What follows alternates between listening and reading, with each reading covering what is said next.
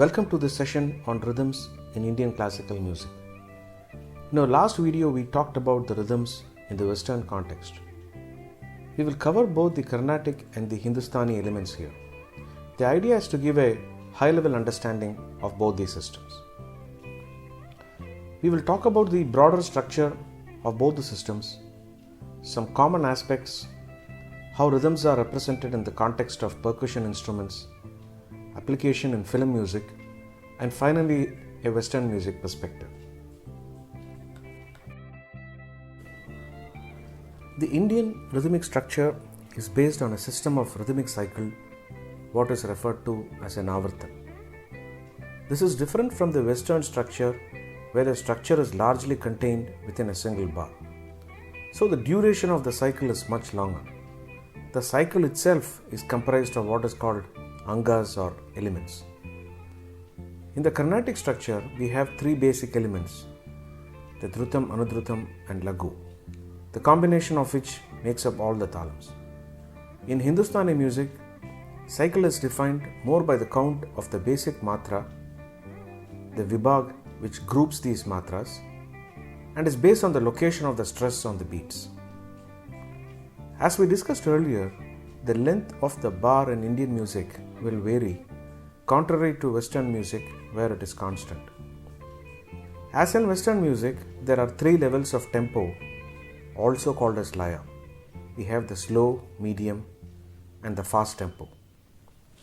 Finally, the thala cycle is indicated by hand gestures. In both the systems, we have the concept of a clap and a wave format. The timing and the duration of the claps and waves would indicate a certain rhythmic cycle. We will now take a look at the various types of talams in Carnatic music and how they are made up. It is basically a three-step process. Step 1, the talams are comprised of the basic elements, what we discussed earlier, the lagu, dhrutam and anudhrutam. They are indicated by symbols which are shown on the slide, the left top box. Step 2, there are 7 basic talams, which is a combination of the above 3 elements, shown on the top right.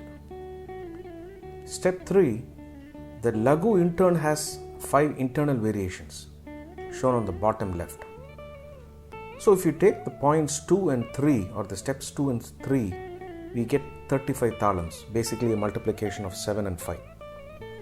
Again, like varying the lagu, we can vary the pulses per beat, also called as nadai. There are 5 such nadais. So this gives us a total of 175 talams.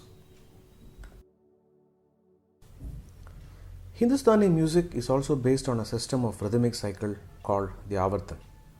Like Carnatic music, the beats are denoted by matras and are clubbed into smaller groups called vibhags.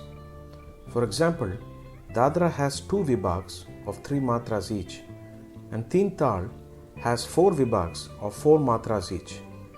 The sum, which is the first beat, and khali are used to indicate the positions in the cycle. They are typically denoted through a clap and wave respectively. You would also see some of the equivalent Hindustani and Carnatic thals on the bottom right table. For example, the Rupak thal of 7 matras is equivalent to the Misra Chapu thalam in Carnatic music. Similarly, the Jap thal of 10 matras is equal to the Kanta Chapu thalam in Carnatic music. Like we saw in the Western music, the rhythms are also represented through a notational system in Indian classical. In Hindustani, every thal has a specific set of bols, and the set is called the teka. The portion of the beat that falls under the clap is often called the khali, and the other portion is called as the bhari. The thal is an abstract form by itself, and teka is the audible form. In Carnatic music, we have a similar representation on what is called as a solkattu. As you see on the right side, the beats are notated using the words ta, ka, di, mi, ki, ta, Thom, Ju and Nu.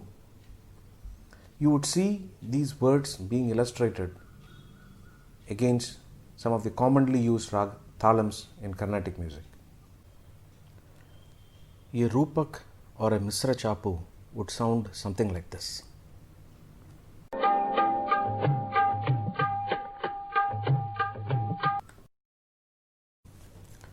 While a Keherva would sound something like this.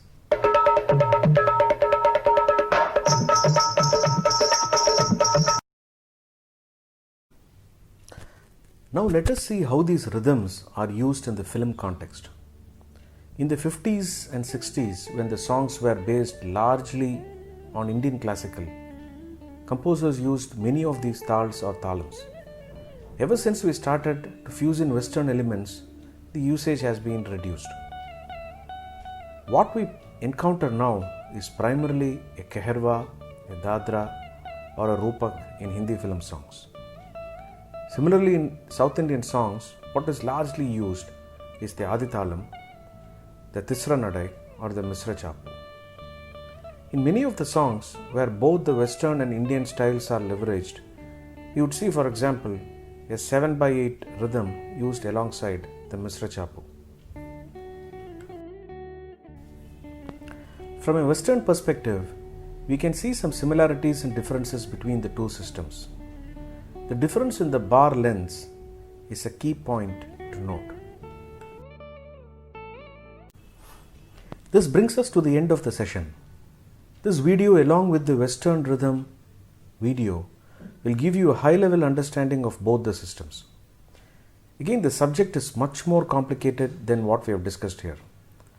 Composers have resorted to changing rhythms midway through the composition, using a variety of nadais to give uniqueness to the songs, and have also used concepts like syncopation. We will talk about it in the subsequent videos. Thank you for watching, and like always, please do subscribe and send in your valuable comments.